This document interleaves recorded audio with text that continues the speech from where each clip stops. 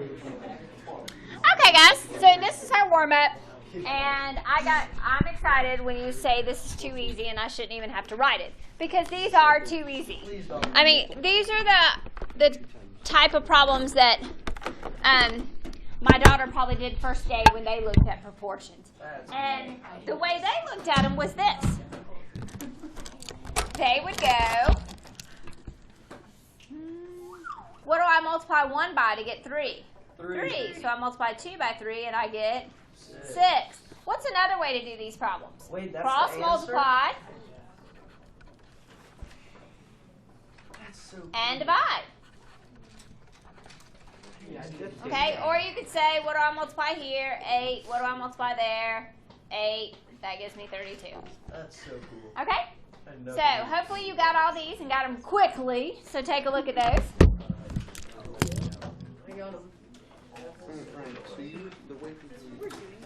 No, but it is a skill that you need to know to be able to solve problems. One's on the top, and then what the answer is multiplied by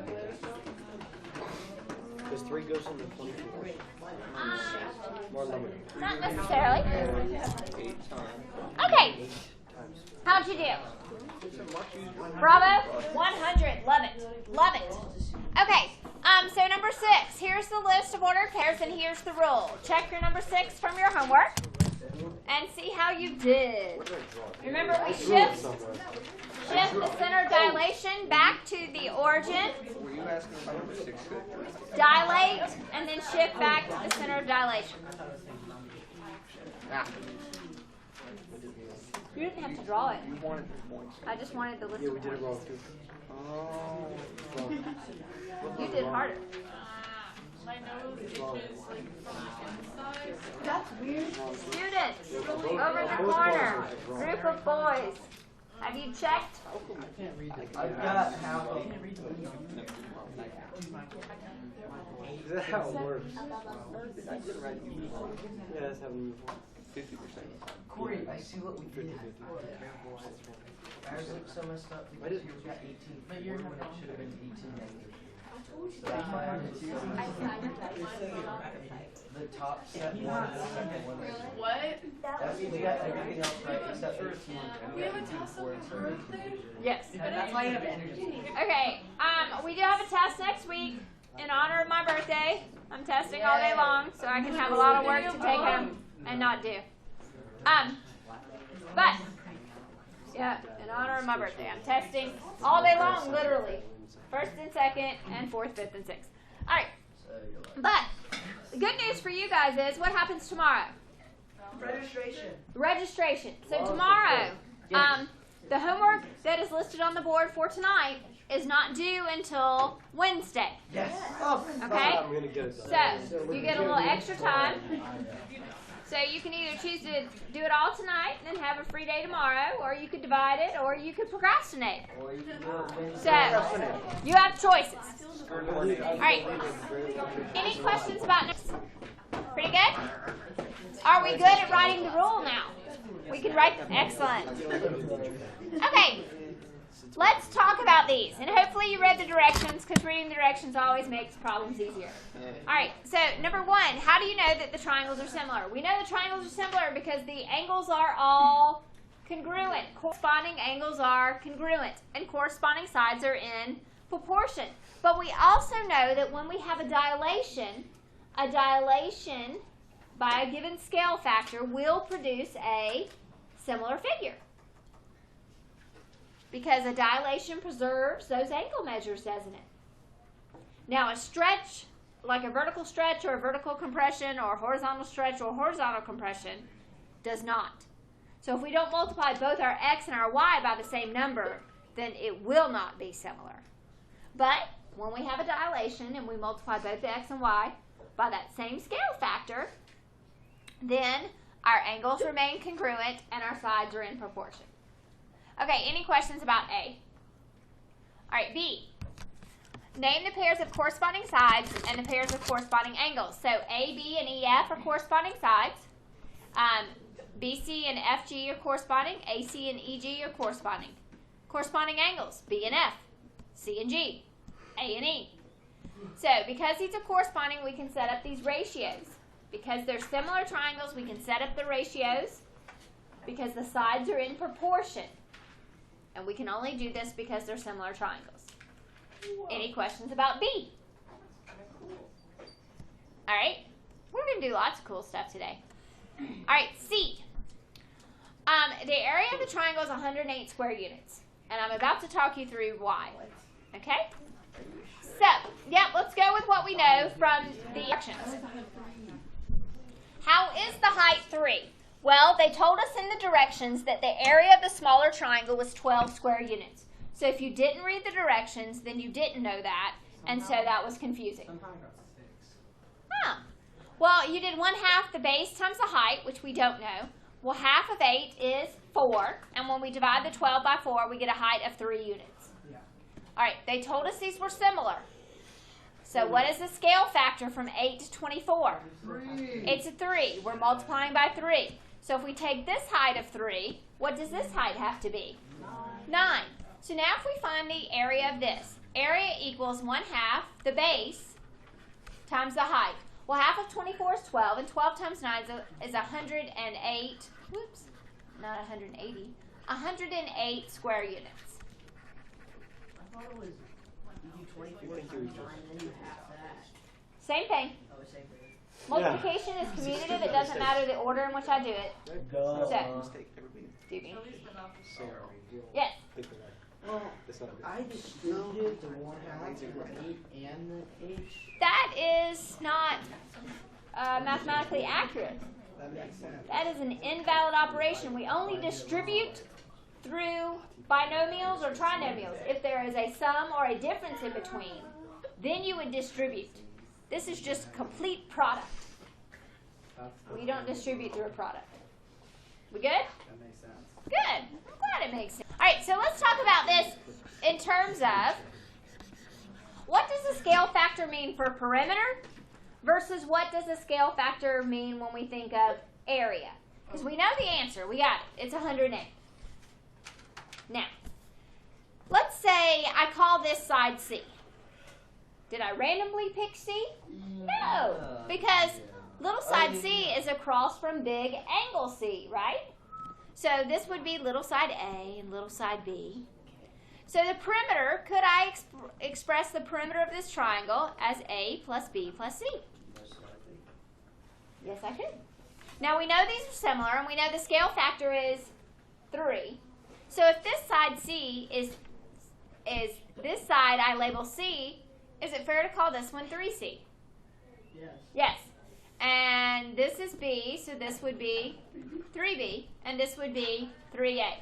So let's look at what effect that has on the perimeter of this one. We get 3A plus 3B plus 3C. Do you see they all have a 3 in common? Yes. All right, I'm going to take that 3 out. So do you see if I were to distribute back through, I get the same thing I started with? Okay. So do you see that this perimeter is just 3 times as large as this one? So the perimeter is in the exact same ratio as the scale factor, isn't it? Now, the area was not. The area right here is 108, and the area here is 12. What is that ratio? What is 108 divided by 12? 9. Well, this is by 3. Why is this by 9? Is it squared? Because it's square units. So, excellent. You got it. So when I take the area, what I can do is square that scale factor. Because area is measured in square units. So I would take the 3 and square it, so its area would be 9 times that of the original image, of your pre-image. So let's say your pre-image, new problem, your pre-image has an area of 10. And your scale factor, just abbreviating in a very interesting way, is 5. So how many times larger would the area be of the image. 25 times larger, so 25 times 10 would give this an area of 250 square units. Oh, I got it. Whoa. You get it? Excellent. It's just Now, perimeter would stay the same. So if I said the perimeter is 20 units, you don't square the 5, you just multiply it by 5. So the perimeter would be 100 units of the image. So this is pre-image, image. Got it? Yes. All right. That's kind of. Oh, showing you too much. Can't find my curve. Found it. Shoo. All right, so we're actually going to take notes where y'all write on paper today. what? I know.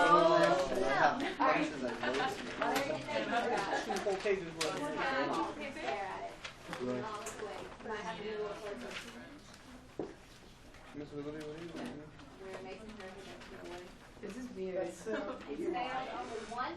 You know what really works? 16 years. This really works. It's only failed once. You take a pencil and you stick it in your mouth and you Yes. a couple of butter. Wait, what? Can't do the thing with it. Wait, is it Tim can do it really, really And, loud. the reason I started doing that is when I was in high school, I had a history teacher, and she did that, and it worked. I would And I just don't know like, why. no, I would just be like. It doesn't work with my own children, though. My Because they father made one of laugh his and they teachers giggle cry. and they don't stare me in the eye. What? Father made one of his teachers cry. How did your father make one of your teachers All right. Mr. Tim told me to stand in the front and stare at everyone. Did that work? Yeah. All right. So today we're gonna focus on similarity with triangles. We've done all sorts of figures up to this point, and what we've learned is that when we have similar figures, the corresponding angles are congruent, and the corresponding sides are in proportion. Right? Okay. So my question for you today is, what must you know to determine similarity specifically in triangles? What do we have to know? What is the minimal amount we must know? What about the angles? The degrees. Okay, how many do we need? Two. Why don't we need 3? Because on 180 degrees. Okay, and that is it. Okay, Wait. it's called the angle-angle similarity theorem because you only need 2 angles. You don't need all 3 of them. Because if 2 angles of a triangle are congruent to 2 angles of another triangle, doesn't that third angle have to be congruent? Yes. So we only have to show 2. And this is Willoughby speak right here. If 2 pairs of corresponding angles are congruent, then the triangles are similar. And this little tilde-like symbol means similar. One little squiggly.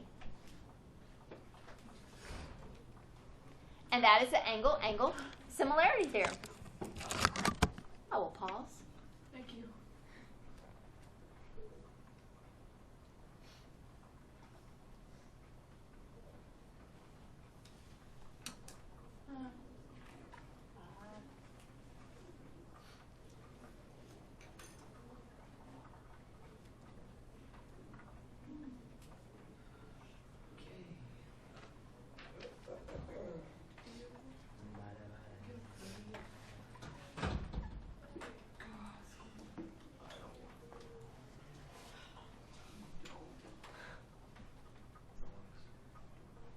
Is there a way to shorten corresponding because it's really long? I just write COR period, but I know that means corresponding. You still learn how to write in short. That's another option. Why are you putting each individual letter in each individual? It's like writing in all caps. Almost like a crossword. And also writing in all caps. And then you should all just speak in abbreviations all the time. That's what people do. You see what's happening with this generation. All right, so I have 2 examples here. Example 1, example 2. All right, in example 1, I have triangle ABC. Is it similar to triangle DEF? Yeah. Yes, because we have the right angles. And then the one arc shows that these are congruent. So I have two congruent angles here. Now you have to be careful when you name these. You have to name them in the correct order. What would the correct order be for the second triangle? Okay, D goes with A, E goes with B, F goes with C. Good. Those are my corresponding angles in the correct order.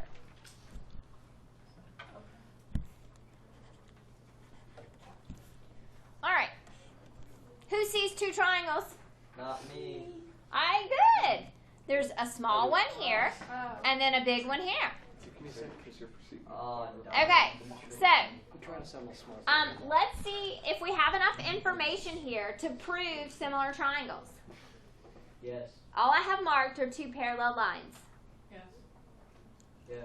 Okay, so two parallel lines cut by transversal. Corresponding angles are congruent, aren't they? So you. So angle ADE would be congruent to angle ABC. And And angle A is obviously the same. angle A is congruent to itself. Yeah, Does anybody know the special name when we talk about being congruent to self? Yes, reflexive. Come get a treat. All right, reflexive. So angle A is congruent to itself. So we could say angle A is congruent in ABC and in ADE. Or we could have come over here and said, hey, we got two parallel lines cut by this transversal, so those are congruent. So this just proves if two are, then three are. But we know that triangle ABC is similar to triangle what? ADE. ADE.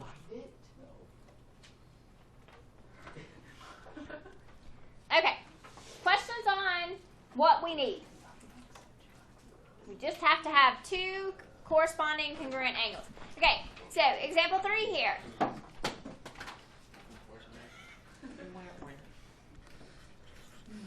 Okay, first of all, we have to have congruent triangles. Well, we can't find any, not congruent triangles, similar triangles, or we can't find the missing information. We are going to do congruent triangles after we get back from our visit with the guidance. But today is similar. Okay, so are these two triangles similar? Yes. Yes. Okay, so when we're solving them, we're going to set up proportions like we started out with today in our homework. Now, I love math, but I have a very simple brain. And when I set proportions with similar figures, I do it simply. I say little over big. I don't usually say it like that, but that would make it more fun if I did. Okay, so I pick a side on the smaller triangle, such as 5. Now, which side corresponds to the 5 on the bigger triangle? 9. Now I gotta go back to the little one. X over what side corresponds on the big one? 3. And then how do I solve? Cross multiply. So we get 9x equals 15. So x equals 15 ninths. So it's 5/3. So x is 5/3. Does that make sense? Yes. Great. All right. So let's look at our last little example here on using angle. And I don't think I can use angle because I only see one pair of congruent angles. Doobie knows again. He raised his hand first. But he's already answered a question, so I'll call him for it this time. But I'm excited. The two angles that are touching, Uh-huh. they are congruent. Why? They are. What are they called? Opposite angles. That's close. Opposite corresponding angles. Y'all just making up stuff now. Yep. It's close. Exactly. They are called vertical angles. Oh! Does anybody remember vertical angles? Yes. I do. I feel like Why don't you spell vertical? I didn't even come close to spelling that right. I-C-A-L. Woo! All right. That's not the Don't you hate it when your brain goes on like a break? Every day. And it's not a good time for it? All right. So vertical angles. Vertical angles are those angles that are formed by intersecting lines. So angle 1 and 3 are the same. Angle 1 is congruent to angle 3. Has the same measure. And angle 2 is congruent to angle 4. Did you guys learn that last year? You just needed a refresher? Great. Okay, so vertical angles are congruent. That's why we know that those two are congruent. So now we know these triangles must be similar. I would like you to try to find the missing sides. Please find X, please find Y. You try. Wait, how's that 8? Hey, watch. Let's do this. My stuff is not always drawn to scale. It's like, Brian, didn't you 8 and look this big? You just take No, that's a 4 and a 10 and a 3. That's Y. Oh, I thought that was. That's a Y. It really isn't. Calculator Y. really is small. There we go. Find X and Y. It's small enough to use a calculator. Now it makes more sense why you're confused. I try to not be that A lot of bad. most things we use that are considered new tech are old. So we can't That's true. Because they've already created better things like all the processors and all the computers we have. Goes to the military first. Not necessarily. Yeah. NASA. Did you know that they have a little piece of Velcro inside the astronauts' helmets that they can Not scratch? real big. Y over 4. Solid. You can't. It's all. It's never really a piece of Velcro. Doing math. Good. Yes. I just started reading random facts on the internet. a couple days ago. I also learned at the actual Top Gun school, if you quote the movie Top Gun, you get fined $5. I was kind of surprised. You know it's true. I'm going to get into Top Gun. Okay, when you get to Top Gun, email me back. I hope it is, though. Juliana, don't say that. This thing counts like a cat. Yeah.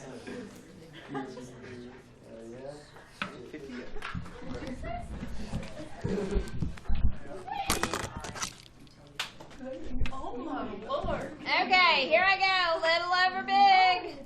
Now, once again, usually I just think this in my head. I don't write it on the paper. I'm just doing that for your benefit. So I found the one where I have corresponding sides. Well, that's the 3 and the 10, correct? Yes. So 3 is to 10 as y is to 4. So we get 10y equals 12. So y is 1.2. I'm okay with a decimal if it's a terminating decimal. So I'm okay with 1.2. I'm also okay with 6/5. I like either of those answers. Now let's go back to the one we know is true. 3 is to 10 as, then we're going to do little over big. And so here we get 3x equals 50. So x equals 50/3. Now this is a repeating decimal, so I would like you to leave it as a fraction or a mixed number. I'm okay with an improper fraction. Okay, I'm good with that too. All right, now, yeah. All right, we're about to have a guest speaker today. Is it going to be something really boring? No. Oh, hold on. Pause. All right, you guys know the Pythagorean theorem. You are very familiar with a squared plus b squared equals c squared. Why? Yes. But did your teacher tell you why, or did they just say that a squared plus b squared equals c squared? So here's one of those things that will help us to understand. It's not the only way to look at it, but it is a good way to think about Pythagorean theorem. 728 views. Heck yeah.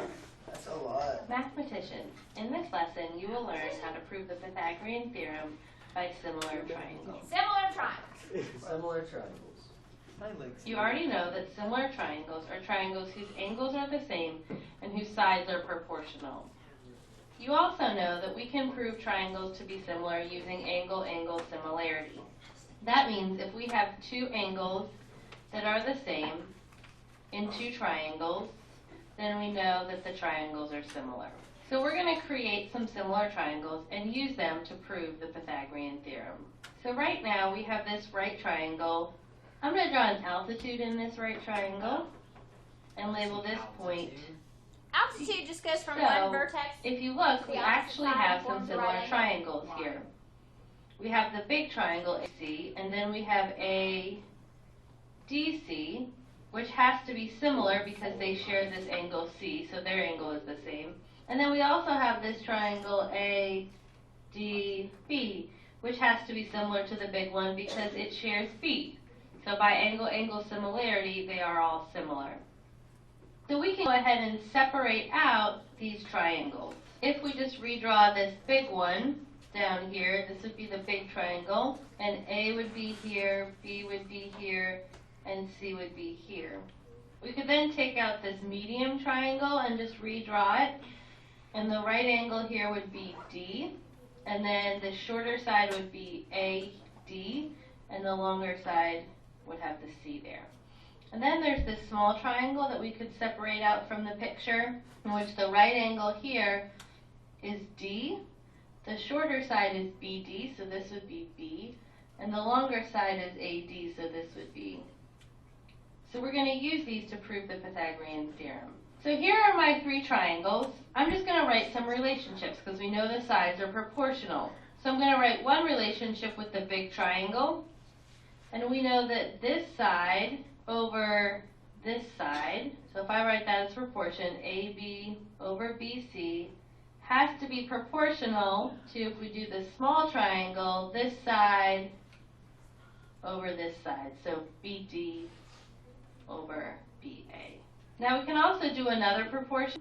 This side of the big triangle over this side, so the other leg over the hypotenuse, AC over BC, DC over AC. Now if we cross multiply this, this would get me AB times AB, because BA is the same thing as AB, equals BD times BC. And over here, if we cross multiplied, we'd get AC times AC equals BC times DC. So here we have those two expressions that we just found. We're going to go ahead and add these together. So if I add these together, I could write AC times AC is just AC squared, and we're going to add that to AB times AB could just be AB squared. Now over here, we have BD times BC plus BC times DC. And we notice both of the terms have BC in them. So we could take a BC out of both terms. So I could rewrite it with a BC out front, and then it would be BD plus DC. And that still equals AC squared plus AC. So now that I've gotten to this step, let's go back and take a look at the original figure that we had. So here's the original figure that we had. If we notice, we have the mathematical expression BD plus DC. Well, BD plus DC is the same thing as BC. So we could rewrite BD plus DC as That's so BC, cool. which turns this into BC times BC, which is BC squared. So I could rewrite it as AB squared AC squared equals BC squared. One leg, AB squared, plus the other leg, AC squared, equals BC squared. So in this lesson, you learned how to prove the Pythagorean theorem using similar triangles. What? A squared plus B squared equals C squared comes from making three triangles, taking the sides of this. What they did was I got they lost. took a right triangle and threw in the altitude and created similar triangles. I got lost. Used what we know about how to set up ratios and create proportions with those similar triangles. And then they used substitution, and all of a sudden it turned into the Pythagorean theorem. I lost track. Are we gonna have problems? You may have to understand that where it comes from. I don't know that I'm going to make you recreate it. Okay? All right. I'll put that link on my website if you guys would like to watch that again. Breaks my head. I might want All right. to remember. Now, the last thing we're going to talk about today is the side splitting theorem. And we're going to talk about why this makes sense. Now, this one looks similar to one we've already done, right? Yes, it does. So we know that triangle ABC is similar to what? Triangle ABC is similar to DB. DBE. Good. And we know that DBE. All right. So we know they're similar. So if I took a side on a larger triangle, say AB, and compared that to a side on the smaller one, BD, what would that be equivalent to?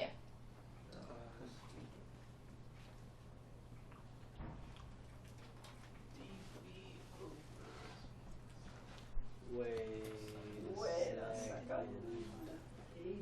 Wait, A, B, and B, D. Okay, BC, big triangle BC, to little triangle. BC, Okay, BC over B. BE. So we did big to little this time. Okay, is that proportion fair? Because we know those are similar. All right. Yeah. Now, AB. Can I break AB down into these segments? So I could rewrite AB as AD plus BD. And I could break BC down into BE plus EC. Is that fair? Yeah. All right. Then what I'm going to do is rewrite this, break up my fraction.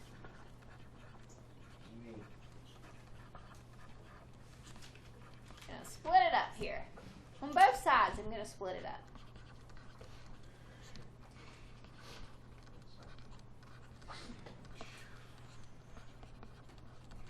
Is that fair?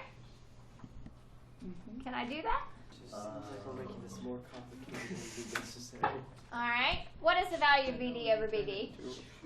1. 1. What is the value of BE over One. BE? 1. What happens if I subtract 1 from both sides? 0. I'm left with AD over BD is equal to EC over BE. So what does that mean? AD, this little part down here, over DB, the bigger part up here, 4/3 times 5. is equal to EC over BE. Now, any of you that are truly mathematical engineering in nature will appreciate this, which is you, so you need to take a deep breath and understand what just happened. So what we did was we proved why we can split the sides into a proportion. This is the side splitting theorem. This is the proof for it. Why does this work? This works because all this is true. Now, once we prove it, can we just use it? Yes. But what do we have to have? We have to have a bigger triangle that's been split by a parallel line, because that's what creates the similar triangles. Is it a real math question? You were supposed to record this lesson. It's recording. Okay. Yeah. Okay. All right, so Neither did I. what that tells me is I can say 3 over 5 is equal to 4 over BE. And I can find BE. And so we get 3 times BE equals 20. So BE equals 20 thirds. And that is the side splitting theorem. No. I'm just All trying right. something. I'm trying something. I would give you a lot of problems to practice now, but there's some on your homework. So I'll let that be our practice. Just did 4/3 times